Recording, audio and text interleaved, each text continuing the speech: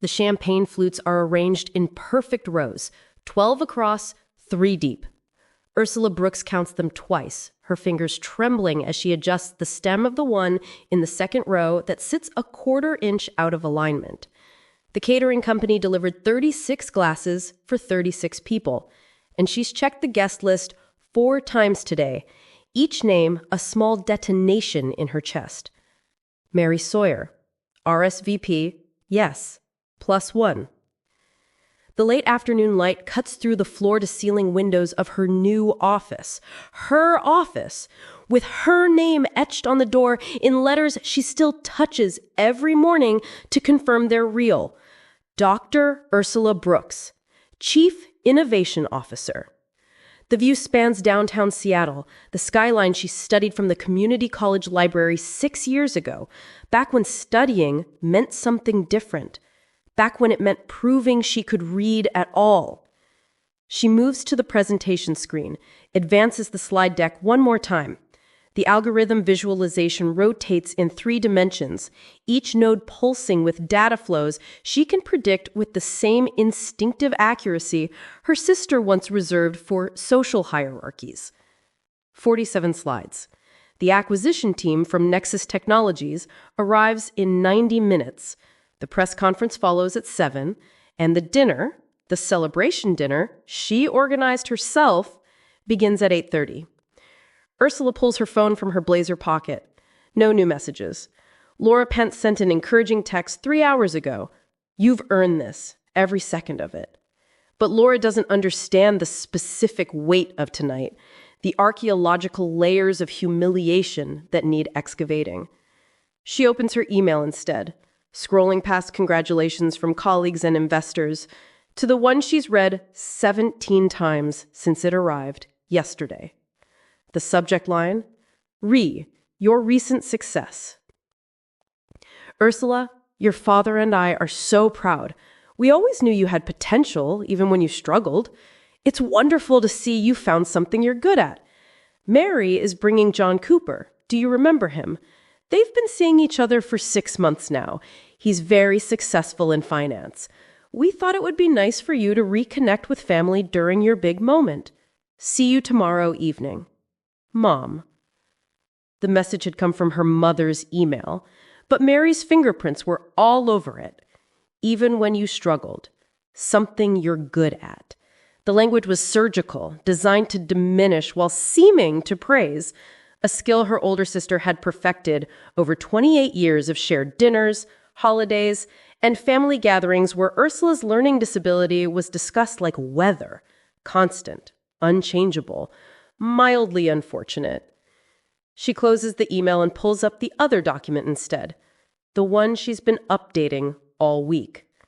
Not the acquisition presentation, the other presentation. 23 slides, no algorithm visualizations, just words and photographs. A photo of her 3rd grade report card, reading level below basic. Mary's straight A report card beside it for context. Dated notes from their Mother's Day planner. Mary's piano recital, 4 p.m. Ursula's tutor appointment, 3 p.m. Again. A family Christmas card from 2015 with the inscription, Mary, Stanford, summa cum laude, celebrating another year of achievement. Ursula isn't mentioned. She'd been 19, working at Target, taking her first remedial math class. The centerpiece of her alternative presentation is a video file she recovered from her mother's cloud account last month. Thanksgiving 2019. The camera is stationary on the dining room buffet, capturing the family dinner Mary had insisted on recording for memories. 32 minutes in, the conversation turns to Ursula's decision to enroll in community college. She's wasting money, Mary says, her voice clear and confident. She's not college material. She never has been. Their father murmurs something about effort and trying. Effort? Mary laughs, and it's the laugh that Ursula has replayed in her mind during every late night in the research lab, every grant rejection, every failed experiment. Dad, some people aren't smart enough for certain things. It's not cruel to say it. It's realistic. Ursula should focus on what she can do. There's no shame in practical work. Their mother's response is softer, but cuts deeper. We just don't want her to be disappointed again. Ursula closes the laptop now, her hands steady. The shaking has stopped. She's moved past nerves into something colder, more purposeful. On the corner of her desk sits the bound copy of her master's thesis, the document that started everything. Adaptive pattern recognition in distributed learning systems. The algorithm she developed, initially just an attempt to create software that could help people like her learn more effectively, had caught the attention of her graduate advisor, then a venture capital firm, then Nexus Technologies acquisition team. The deal closes tonight. $740 million. She picks up her phone and texts the event coordinator. Add one more place setting to the head table, right next to Mary Sawyer, and make sure the AV system is ready for a special presentation before dinner. The response comes immediately. Done. Anything else? Ursula looks at her reflection in the darkening window. Professional, composed, successful. Everything they said she'd never be. No, she types back. Everything is perfect. The Nexus Technologies team arrives exactly on time, led by Sandra Kim, whose reputation for billion-dollar deals precedes her like a weather system. Ursula shakes hands with each executive, noting the subtle shift in their body language from her first meeting with them 6 months ago. Then, she was a promising graduate student with an interesting algorithm. Now, she's a commodity they're paying $750 million to acquire. Dr. Brooks, Sandra says, and Ursula still feels a small electrical charge at the title. Shall we begin? The presentation goes flawlessly. Ursula walks them through the algorithm's applications, its scalability, its potential to revolutionize how adaptive learning systems function across industries. She's given this presentation 23 times now, but tonight, each word feels weighted with additional meaning. She imagines Mary in the audience, struggling to understand the technical language, finally confronting the gap between them. By 6:15, the contracts are signed. By 6:45, the press release has gone live. By 7, Ursula is standing at a podium in front of 40 journalists, cameras, and industry analysts fielding questions about her breakthrough. Dr. Brooks, a reporter from TechCrunch asks, your background is unconventional for this field. You started at community college, worked retail throughout your undergraduate years. What drove you to persist in such a competitive field? Ursula pauses. The honest answer, spite, rage, the need to prove that every person who called me stupid was wrong, isn't appropriate for a press conference. Instead, she offers the polished version. I understood what it felt like to struggle with learning. I wanted to build something that could help people like me. The reporter nods, satisfied. But Laura Pence, standing at the back of the room, catches Ursula's eye and raises an eyebrow. Laura knows the real answer. They'd met in undergraduate physics, both older than their classmates, both carrying the weight of delayed starts. Laura had become the friend who understood what it meant to be underestimated. After the press conference, Laura finds her in the corridor outside the event space. You're really doing this? Laura asks quietly. The presentation at dinner? You think I shouldn't? Laura's expression is complicated, part concern, part understanding. I think you've already won, Ursula. The acquisition, the press, all of it. You've proven everything you needed to prove. Have I? Because I got an email from my mother yesterday that suggests they still see me the same way. Even when you struggled, something you're good at. Like this is a participation trophy. So you want to humiliate your sister in front of investors and colleagues? I want her to see exactly who she was talking about in that video. I want her to understand what her words cost. Laura's quiet for a moment. Then, John Cooper is coming tonight, right? Mary's boyfriend? Apparently. Did you know he's been trying to reach you? Ursula's stomach drops. What? Laura pulls out her phone, navigates to a LinkedIn profile. John Cooper, his face, older now, more polished, but unmistakable, stares back. He sent me a message 3 weeks ago asking if I knew how to contact you. He said it was important. I told him you were busy with the acquisition and didn't forward it. I thought, she hesitates, I thought he was part of the problem. The corridor suddenly feels too small. John Cooper. She hasn't thought about him in years, hasn't let herself think about him. They'd been friends in high school, close friends, before Mary came home from Stanford for winter break during Ursula's junior year and decided he was worth her attention. What did the message say?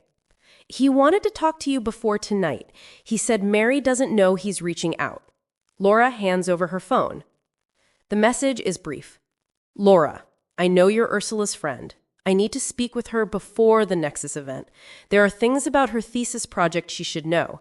Things about Mary. Please have her call me. It's urgent.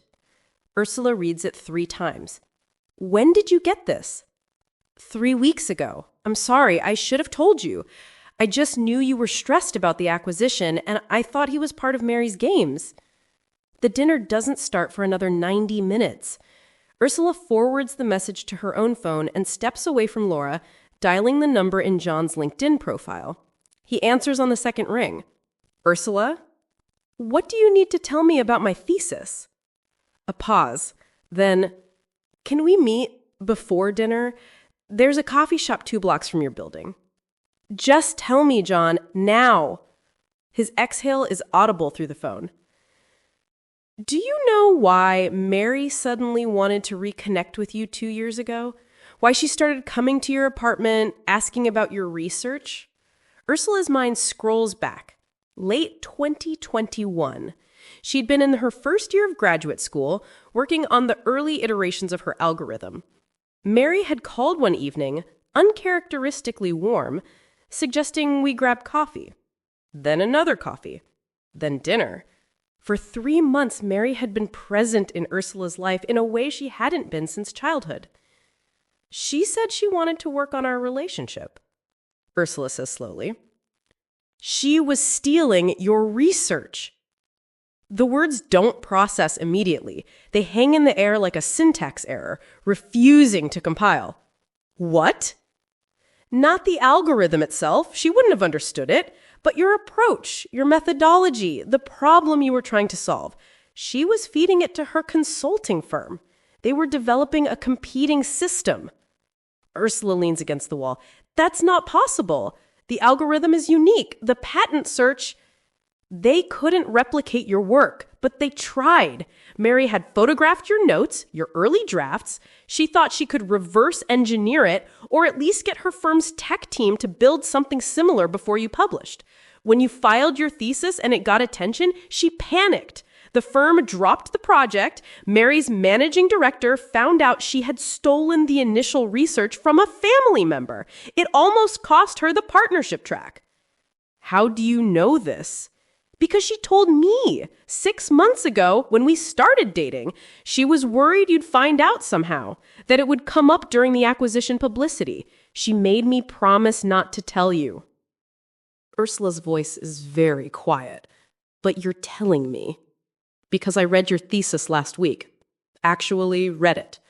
And I realized, he stops, starts again, the dedication page for everyone who was told they couldn't. I remembered you, Ursula. High school. How hard you worked, how much you struggled with reading, with tests. And then I thought about Mary in high school, how she used to mock me. You can say it. Yeah. And I realized I'm dating someone who tried to steal from her little sister. Someone who spent her whole life punching down. I needed you to know. Before tonight. Before whatever you're planning. Ursula closes her eyes. The revenge presentation on her laptop suddenly feels different. Smaller. A response to cruelty with more cruelty. Mary knows you're calling me? No, she thinks I'm stuck in traffic. I'm supposed to meet her at your event in an hour. The coffee shop, 2 blocks south. Meet me there in 10 minutes, Ursula says. She hangs up and turns to find Laura watching her with careful eyes. She tried to steal from me, Ursula says. 2 years ago, Mary tried to steal my research. Laura's expression shifts from concern to something harder. Then burn her. Show that video. Show everyone who she really is. But Ursula is thinking about the dedication page in her thesis. For everyone who was told they couldn't. She'd written it at 2 a.m. after a 17-hour coding session, thinking about her third-grade teacher who'd suggested special education, about the SAT proctor who'd given her extra time with visible pity, about every family dinner where she'd been the punchline. She'd written it for her younger self, not against Mary, for herself. Come with me, she tells Laura. I need a witness. The coffee shop is nearly empty. John Cooper sits in the back corner, and when he looks up at Ursula, she sees guilt written across his features. He's aged well. The boy she'd studied with in high school, now replaced by a man in an expensive suit that radiates the confidence of someone comfortable in boardrooms. But his eyes are the same, and right now they're filled with something that looks like regret. Show me proof, Ursula says, sliding into the seat across from him. Laura takes the chair beside her. John pulls out his phone, navigates to a folder of screenshots of Ursula's handwritten notes from 2021, her apartment whiteboard covered in early algorithm diagrams, time-stamped with dates that match those 3 months when Mary had suddenly wanted to be sisters again. She kept these? In a locked folder on her laptop. I found them when I was borrowing her computer for a presentation. She made up some excuse, but then later, after a few drinks, she told me everything. She thought it was funny. Her dumb little sister who turned out to have one good idea that Mary couldn't even properly steal. The rage that fills Ursula is clean and cold. But underneath it, something else emerges. A memory of Mary at 19, home from Stanford, crying in the bathroom because she'd gotten a B+ in organic chemistry. Their mother comforting her, "You're brilliant, sweetheart. 1 grade doesn't define you." No one had ever said that to Ursula, because Ursula's grades weren't aberrations, they were her identity. "What do you want from me, John?" Ursula asks. "Why are you really here?" He meets her eyes. "Because I'm ashamed. I stayed with her after she told me. I told myself it was complicated, that family dynamics are messy. But the truth is, I stayed because she's successful and beautiful, and dating her made me look good. And then I saw your picture in the press release, and I remembered who you were, who you are. And I couldn't stomach going to your celebration dinner and pretending I didn't know what she did." Laura speaks for the first time. "You want absolution." "I want Ursula to have the full picture before she does whatever she's planning to do tonight." Ursula thinks about the presentation on her laptop, the carefully curated evidence of a lifetime of dismissal and cruelty, the video of Mary laughing about her limitations. She thinks about her mother's email. "We always knew you had potential, even when you struggled." And she thinks about the algorithm itself, born from her frustration with learning systems that punished people like her instead of adapting to help them. The thesis that changed her life wasn't about revenge. It was about solving a problem. "Does Mary know you're breaking up with her?" Ursula asks. John blinks. I haven't. "You are, though. You wouldn't be here otherwise." He nods slowly. "Yeah, I am." "Do it tonight, at the dinner, publicly." Ursula stands. "That's what I want. Tell her exactly why. Tell everyone why." "Ursula," Laura starts. "No, I'm not showing the video. I'm not giving her the satisfaction of knowing she got to me, of knowing I spent years collecting evidence against her. But she should face consequences, real ones, from someone she actually values." John looks uncertain. That's it? That's it. You want to make amends? Stop protecting people who hurt others just because it's convenient for you. Start with Mary. Back in her office, Ursula deletes the alternative presentation. Every slide, every photograph, every carefully curated piece of evidence. She watches the file move to trash, then empties the trash folder. Laura watches from the doorway. You sure? I'm sure. What changed? Ursula thinks about this. Mary tried to steal from me and failed. Not because she got caught, because she wasn't capable of understanding what I'd built. That's the real difference between us. Not intelligence, not worth. Just, she's spent her whole life taking up space, and I've spent mine creating something. The revenge was always going to be empty. Pretty evolved of you. I'm not evolved. I'm tired. I'm tired of letting her take up space in my head. Ursula closes her laptop. And honestly, John breaking up with her in front of everyone is going to hurt her more than anything I could say. Mary cares about appearances, about success, about being envied. Having her boyfriend publicly end things at my celebration dinner? That's a social death she'll actually feel. Laura smiles, and it's not entirely kind. Remind me never to cross you. Too late. You hid John's message for 3 weeks. I know. I'm sorry. Buy me a drink at dinner, and we're even. The private dining room at Altura overlooks Elliott Bay, the water dark and restless under the evening sky. Ursula arrives early, watching the catering staff make final adjustments to the table settings. 36 places. 36 witnesses to whatever happens next. She's changed into a different dress. Navy silk, tailored, expensive in a way that still feels like costume jewelry on her body. Old insecurities die hard. She touches the fabric, reminding herself that she bought this with her own money, that she belongs here, that the name cards reading Dr. Ursula Brooks and Chief Innovation Officer aren't aspirational fiction. Laura arrives first, then the Nexus executives, then colleagues from the university, investors, advisors. Each greeting, each congratulations feels like adding weight to a scale she's been balancing her entire life. The room fills with conversation, laughter, the clink of champagne glasses. Mary arrives at 8:30 exactly, John Cooper beside her. Ursula sees her sister before Mary sees her, has the advantage of observation, of preparation. Mary wears crimson, her hair styled in loose waves that probably took 2 hours and are meant to look effortless. She's laughing at something John said, her hand possessive on his arm, performing the role of successful woman with a successful partner attending a successful sister's successful event.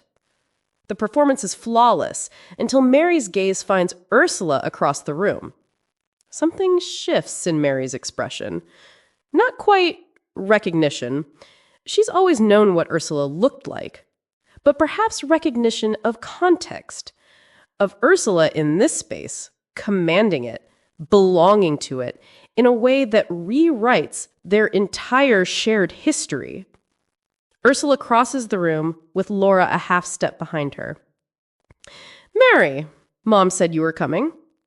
Ursula's voice is level, professional. She extends her hand for a shake, not a hug, establishing the terms. Mary recovers quickly, matching the formal tone.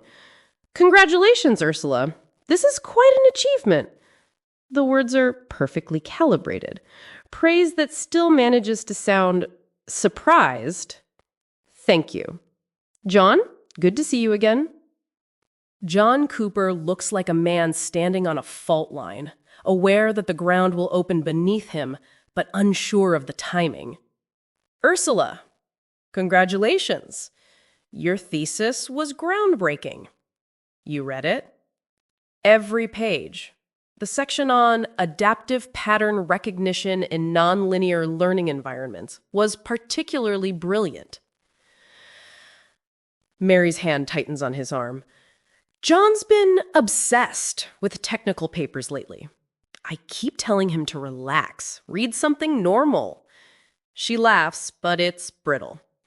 So, Ursula, you must be thrilled about the acquisition. $740 million. That's more than any of us imagined you'd... She catches herself. More than anyone expected for a master's thesis project. There it is. The blade. Still sharp, still deployed with surgical precision. More than any of us imagined you'd accomplish. Laura shifts beside Ursula, a subtle movement that communicates readiness to intervene. But Ursula keeps her expression neutral.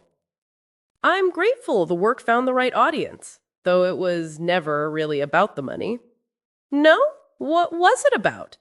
Mary's eyebrow arches. This is the moment, the opening Ursula had planned for, the place where she would have launched her counterattack with the presentation, the video, the evidence of every slight and dismissal. Instead, she says, solving a problem that mattered to me. The answer seems to disappoint Mary, as though she'd been preparing for a different conversation. Before she can respond, Sandra Kim approaches, introducing herself to Mary and John and steering the conversation toward the acquisition's implications for the industry. Ursula lets herself be pulled into a different cluster of guests, but she watches John across the room, sees him check his phone, sees his jaw set with decision. Dinner begins at 9. The seating arrangement places Ursula at the head table between Sandra Kim and her former thesis advisor, Dr. Philip Morrison, who championed her work when other faculty members had doubted. Mary sits 4 places down, John beside her, close enough to hear everything, but far enough to create distance. The meal progresses through courses: halibut, duck, a palate cleanser of champagne sorbet. Conversation rises and falls around her. Sandra tells a story about another acquisition that fell apart over contract language. Dr. Morrison reminisces about Ursula's first semester when she'd struggled to articulate her ideas verbally, but could code them with startling elegance. I almost didn't accept you into the program, he admits, wine loosening his professional discretion. Your undergraduate transcript was uneven. But your entrance project showed something different. An original mind that works in ways traditional metrics don't capture. Ursula feels Mary's attention from down the table, sharp as a laser sight. Traditional metrics, Sandra says thoughtfully, often miss the most interesting innovations. The best founders I've worked with rarely have linear paths. Ursula's path was certainly non-linear, came Mary's voice, pitched to Carrie. She worked retail for years, community college. We were worried. She catches herself again. But this time, the catch is deliberate, meant to be noticed. We were supportive, of course, but concerned. The table's conversation dims. Everyone's suddenly aware they're witnessing something beneath the surface dialogue. Dr. Morrison frowns. Concerned about what? Just that academia isn't for everyone. Some people are better suited to practical work. We didn't want Ursula to be disappointed if things didn't work out. The words are Mary's greatest hits, remixed for a professional audience. Ursula feels Laura tense beside her, feels the attention of 36 people suddenly crystallize on this moment. Sandra Kim speaks before Ursula can. I've been in tech for 23 years. The most transformative innovations I've seen came from people everyone else underestimated. Ursula's algorithm is going to change how millions of people learn. The practical work is what she built. Everything else is just credentials. Mary's smile doesn't falter. Of course, I only meant that we're proud of how far she's come given where she started. Where she started, Dr. Morrison says quietly, was with a mind that could see patterns no one else saw. That's not about coming from behind. That's about being ahead of a curve the rest of us couldn't perceive. The temperature in the room has shifted. Mary seems to sense it, her performance losing its edge. She reaches for her wine glass, but John places his hand over hers, stopping the motion. "Mary," he says, and his voice cuts through the ambient conversation like a wire pulled taut. "Can we talk outside? We're in the middle of dinner." Now.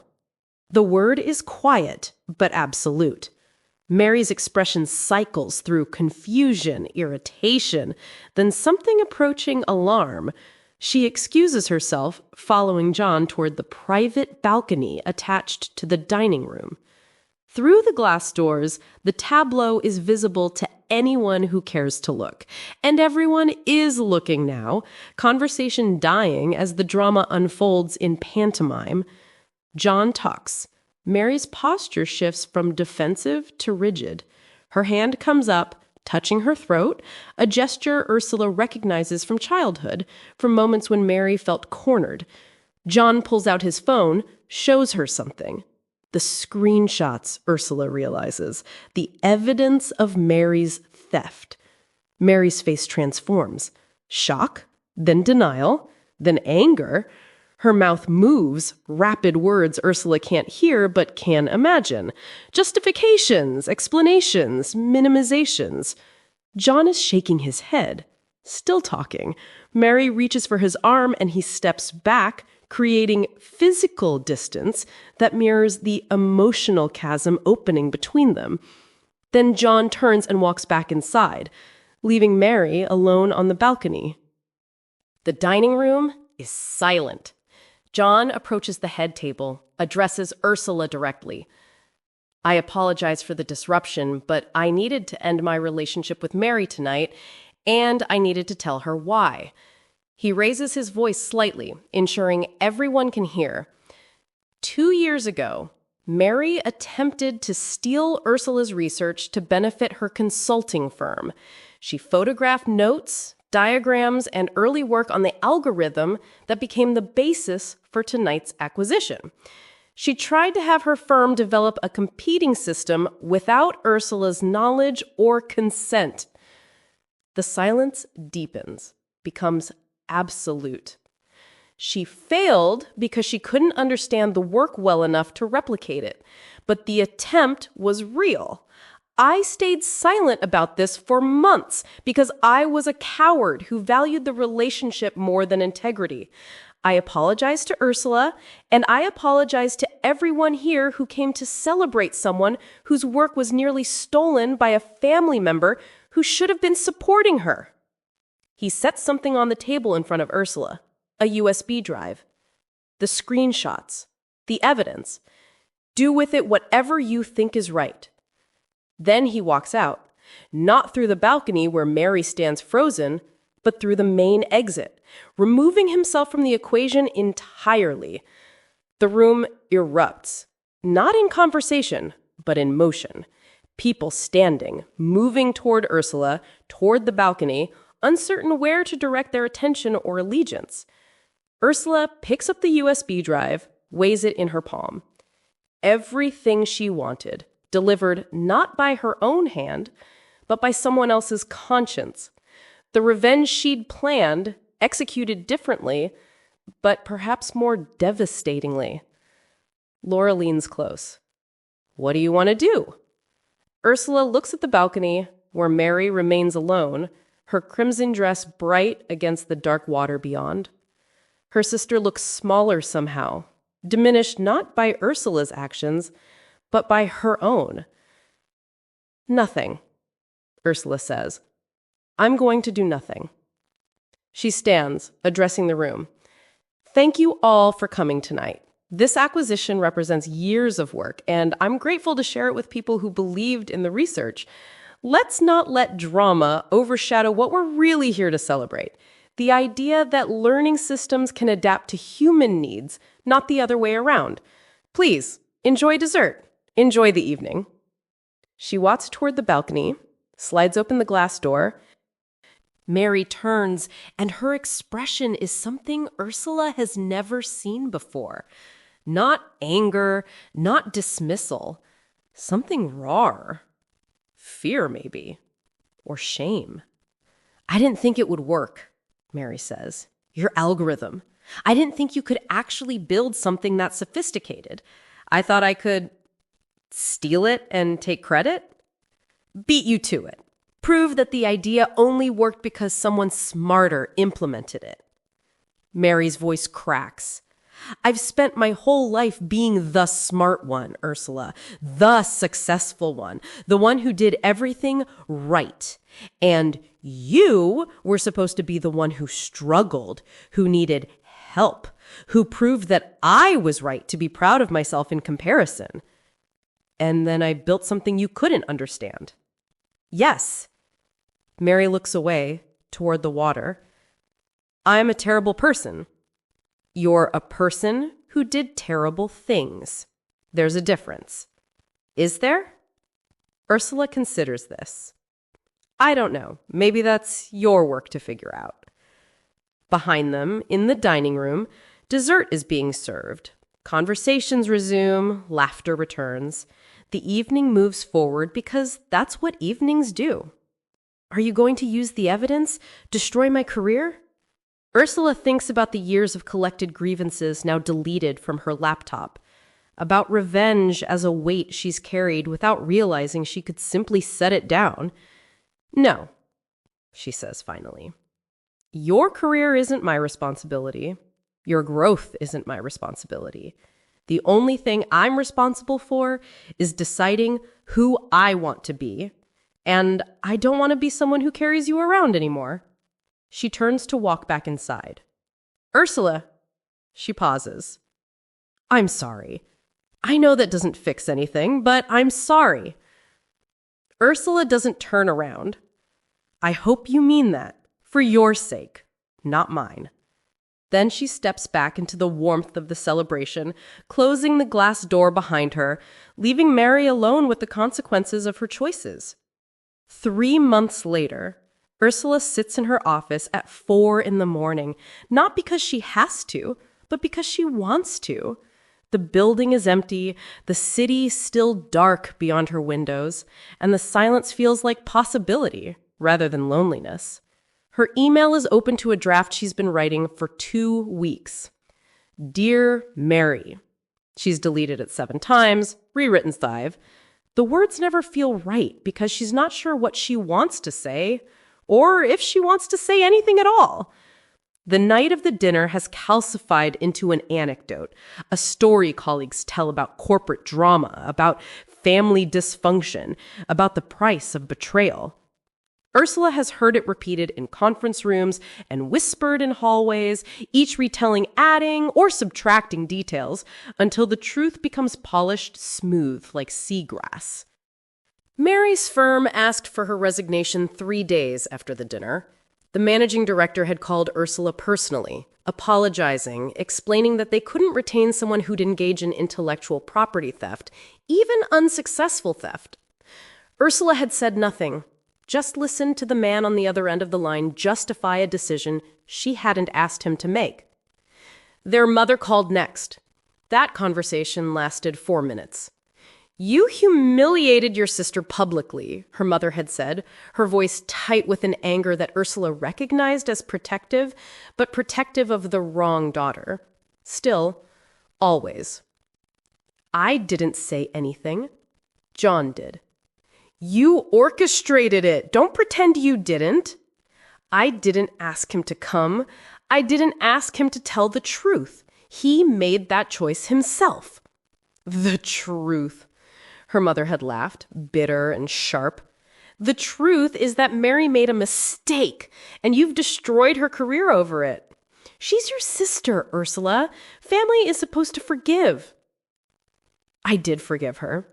I chose not to use the evidence against her. I chose to let her walk away. but I don't have to pretend it didn't happen. Her mother had hung up. They haven't spoken since. Ursula deletes the draft email to Mary again, closes her laptop, watches the sky begin its slow graduation from black to navy to gray. Laura finds her at 6:30, carrying 2 coffees and a bag of pastries from the bakery that opens before dawn. "You're here early," though it's not really a question. She knows Ursula's patterns by now, the way success hasn't erased the old anxieties, just recontextualized them. Couldn't sleep. Thinking about Mary?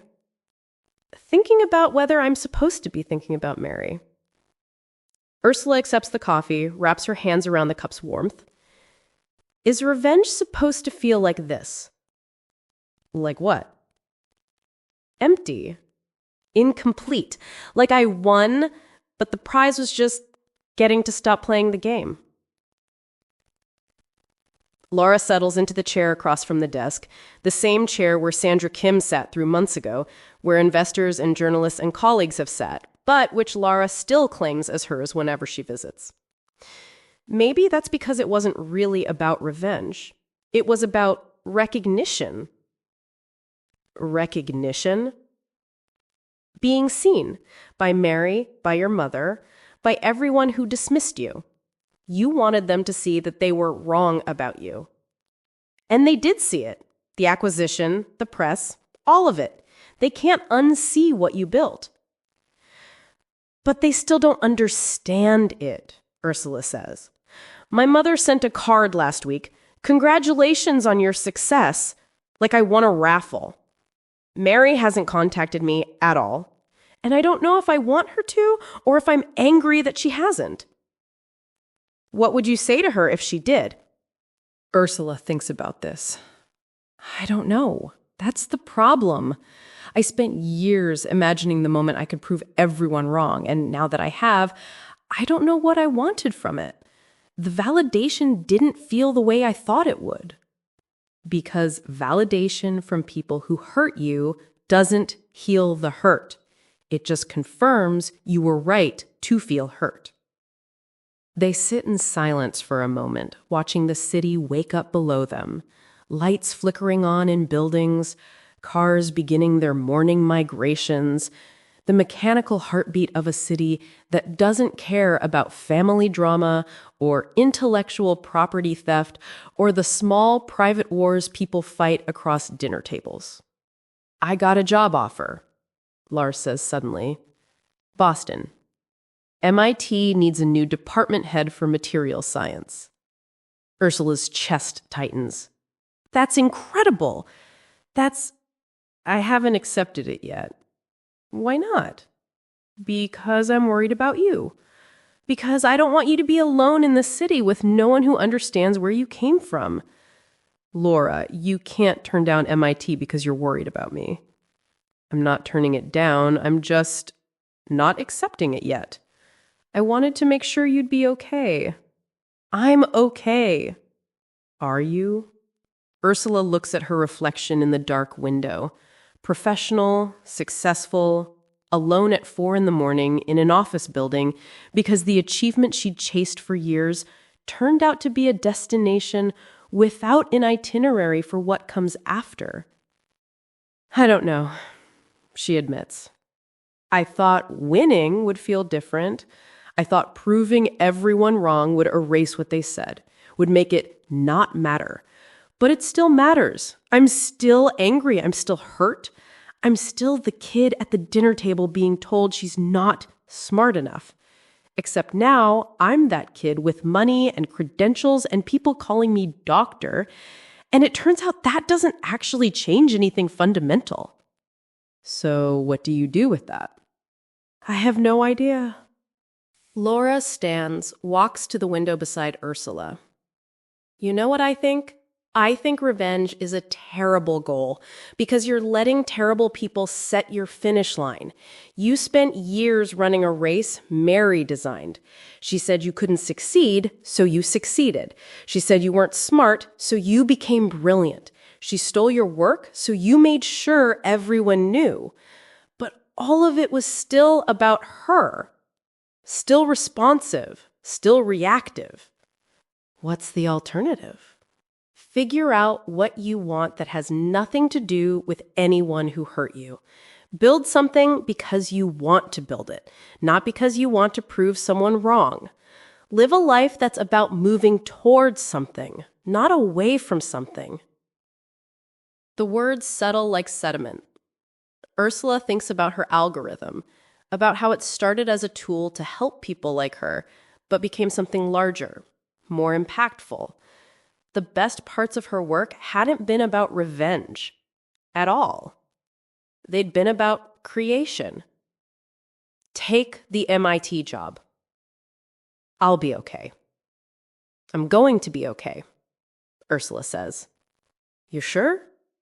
No, but I need to figure it out without you worrying about me. That's part of it, I think. Learning to be okay without needing someone to validate it. 2 weeks later, Ursula receives a letter. Not an email, an actual letter, handwritten on cream cardstock that screams expensive stationery store. Ursula, I've started therapy. My therapist suggested I write this without expecting a response, which is probably good, since I don't deserve one. I told myself for years that I was being honest, even helpful, when I said you weren't smart enough for college. I believed it. I needed to believe it, because my entire identity was built on being the smart one, the successful one, the daughter who did everything right. If you could be successful too, especially if you could be successful at something I didn't understand, then what did that make me? Just another person. Just average. I couldn't be average. Average wasn't good enough for mom and dad. Average wasn't good enough for the life I'd planned. So I needed you to be less than me. I needed you to fail so I could keep succeeding. I'm not writing this to ask for forgiveness. I'm writing because my therapist says I need to take responsibility without expecting anything in return. So here it is. I was cruel to you. I minimized your struggles. I stole from you. I tried to undermine you. And I did it all because I was afraid of who I'd be if you stopped being someone I could feel superior to. I'm sorry. Not performatively. Not because saying it will fix anything. Just sorry because it's true. And you deserved better from a sister. I don't expect you to respond. I don't expect us to have a relationship. I just wanted you to know that I see what I did. Finally. And I'm ashamed. Mary. Ursula reads the letter 3 times. Looks for the trap, the manipulation, the hidden blade. Finds only words that sound like truth, or at least like someone attempting truth for the first time. She folds the letter carefully, places it in her desk drawer, and doesn't respond. Not because she's being cruel, not because she hasn't forgiven Mary. She thinks maybe she has, in the same way you forgive a storm for the damage it causes. The storm isn't malicious, it's just weather. She doesn't respond because she has nothing to say. The conversation between her and Mary, the one that's dominated her interior life for decades, is over. Mary's apology doesn't erase the past. It doesn't erase the hurt. It doesn't create an obligation for Ursula to do anything with it. It just is. And that's enough. 6 months after the acquisition, Ursula starts a foundation, the Adaptive Learning Initiative, funded by a portion of her windfall from the Nexus deal. Its mission? Providing free adaptive learning software to students with learning disabilities, along with scholarships and support systems. The work is harder than developing the algorithm, more bureaucratic, more human, more complicated by the messy realities of education systems and funding and politics. but it feels right in a way the revenge never did. She hires a small staff, partners with schools, builds relationships with educators who've spent their careers advocating for students like she was. The foundation's first cohort of scholarship recipients includes a 17-year-old girl from Spokane who reads at a 5th grade level, but codes like she's conversing in her native language. At the scholarship ceremony, the girl's mother approaches Ursula, crying, thanking her for seeing potential in her daughter that the school system missed. Ursula thinks, this is what winning actually feels like. Not proving Mary wrong, not humiliating her at a dinner, not collecting evidence of cruelty like ammunition, but this, building something that helps someone else climb a mountain that once seemed insurmountable. On the first anniversary of the acquisition, Ursula returns to the community college where she started.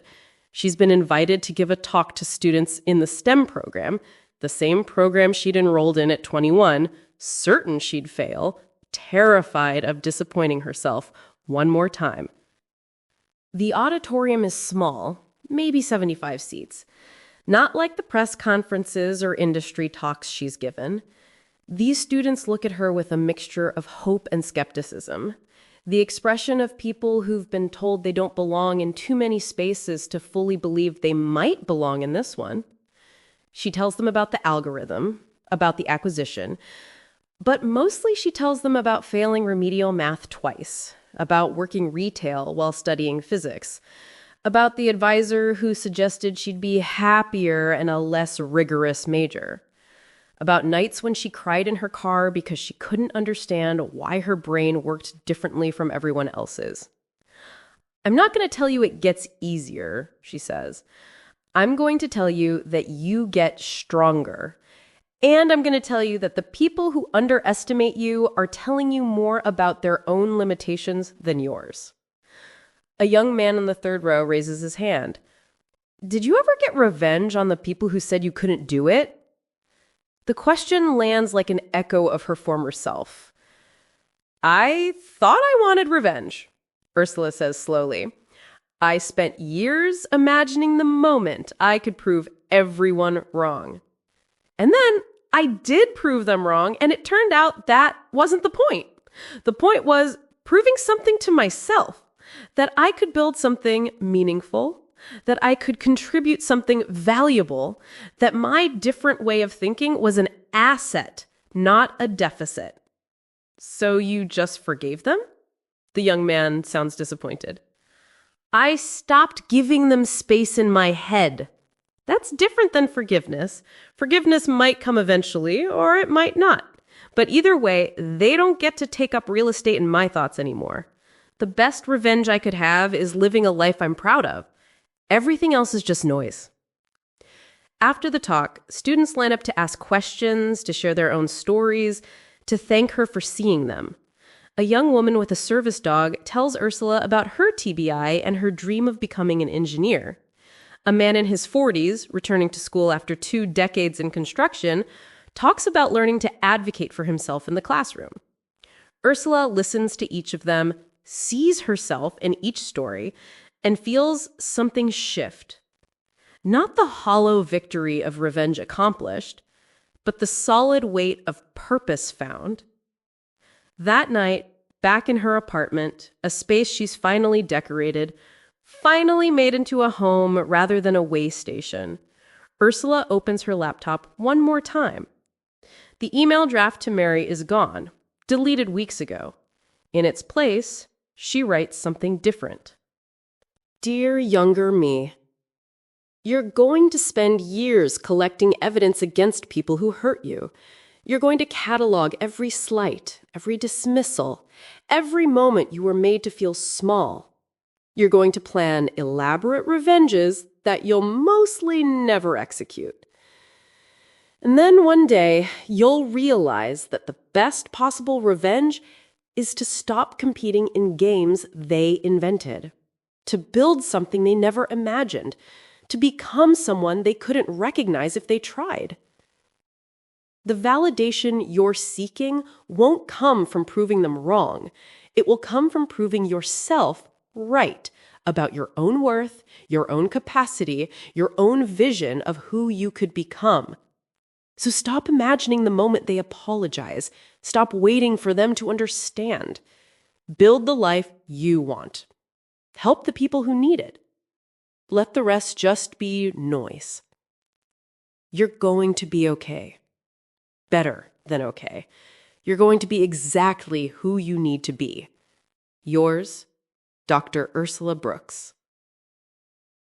She doesn't save the email. Doesn't need to.